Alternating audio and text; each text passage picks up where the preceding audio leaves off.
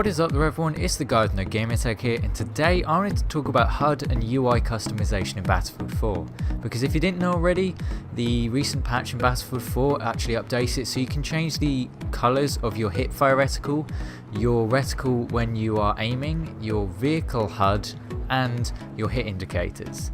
Now in this video I'm going to be discussing good colour options and how to actually make certain colours with your settings. Now, the way to actually access these settings, you go into your options and then go into gameplay, then you go down to the bottom and you'll have advanced options. Now you can then click into this menu, and then when you scroll down you will get to change the colours of your various reticles. For the purpose of this video, I'm going to be doing the hipfire reticle just so it's easier to demonstrate, because as you can see on the right side of the screen, it is very easy to see. Now when you have all the it's split into three different components. You've got red, green and blue, otherwise known as RGB. When they're all maxed out 100 you'll get a white reticle. I personally stick with this for my hipfire just because on console hipfire isn't particularly important because it's not as consistent as on PC. Now if you want to get any of the individual colours, what you do is you just turn down the other two components down to 0. Now as you see, I'm going for a red component here just so I've got only red, and as you'll see, as I turn both of them down, the reticle gets more red until it's completely red. And then of course this transfers over to when you want either a green or blue. You just turn off the two components you don't want and leave the one up to 100. Now if you want to mix colours, you can actually get some different combinations. When you mix red and green you get a yellow or orange colour. So as I increase the green it starts to go orange, and then when it goes nearer to 100 I start to get yellow. Now I personally don't go with this just because I don't like the aesthetic of it. I don't think it looks quite as nice. I also found that when you combine green and blue together they sort of cancel out and go white, which isn't particularly useful in my opinion, apart from the fact that I use a white hipfire reticle anyway. Now when you of course mix red and blue it starts to make a sort of purple colour or a pink.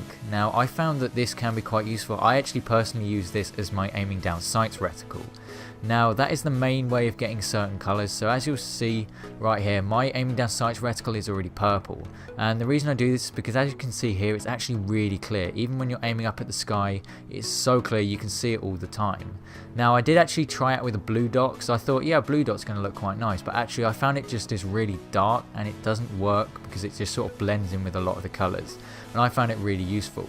I've also gone with my hit indicators so that they're orange, so it means that when I actually hit something, as you see when I shoot this boat, I get an orange hit marker.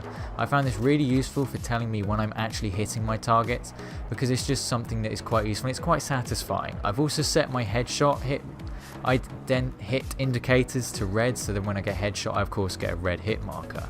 Now the way to actually access the hit indicator settings and of course your vehicle HUD settings, you just continue to scroll down in the advanced settings menu and you will find them. Now as you can see here, I've set my vehicle HUD so it's green, a bright green colour. I find that this is actually quite useful. It's very clear. As you can see when I'm aiming up in the sky, even towards the sun, it's still very clear and very easily visible. I've also done the same for my helicopters just because I like to keep that same clearness, and being able to see your HUD in a vehicle is very useful because if you don't have it you aren't going to be able to aim, especially in helicopters. You need to be able to aim, especially when you're pulling back and doing manoeuvres like this and the sun is in your way, and it just makes it a lot easier to see your targets and track them. But anyway guys, this has been the guy with no gamer tech. I do hope you enjoyed this video and found it useful, and I will see you on another video.